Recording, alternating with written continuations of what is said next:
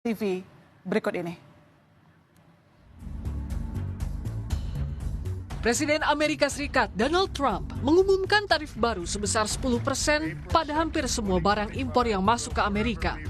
Di samping itu, Trump memberlakukan tarif timbal balik terhadap sejumlah negara termasuk Indonesia.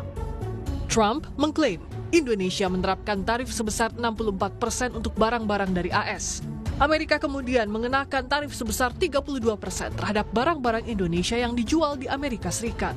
Trump bilang Amerika Serikat akan menggunakan uang yang dihasilkan dari tarif untuk mengurangi pajak dan membayar utang nasional.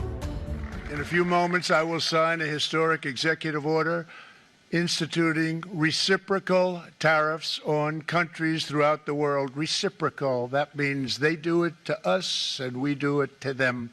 Very simple, can't get any simpler than that. Dunia langsung merespons perlakuan Trump. Tiongkok adalah negara yang paling keras merespons kebijakan Trump. Tiongkok bersumpah akan membalas perlakuan Amerika yang suka-suka mengenakan tarif. Uni Eropa juga bilang, ini adalah pukulan telak bagi ekonomi dunia. Kemudian Jepang menuding Trump dengan sadar melawan regulasi Organisasi Perdagangan Dunia alias WTO.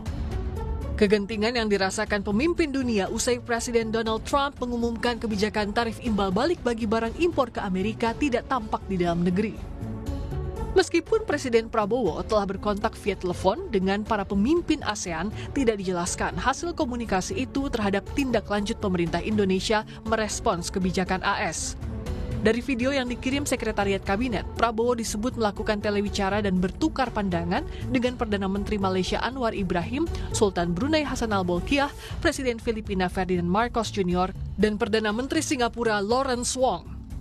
Presiden Prabowo, jajaran Menteri Perekonomian hingga juru bicara Presiden tidak memberikan pernyataan apapun secara langsung, tetapi hanya berupa siaran pers tertulis kepada media.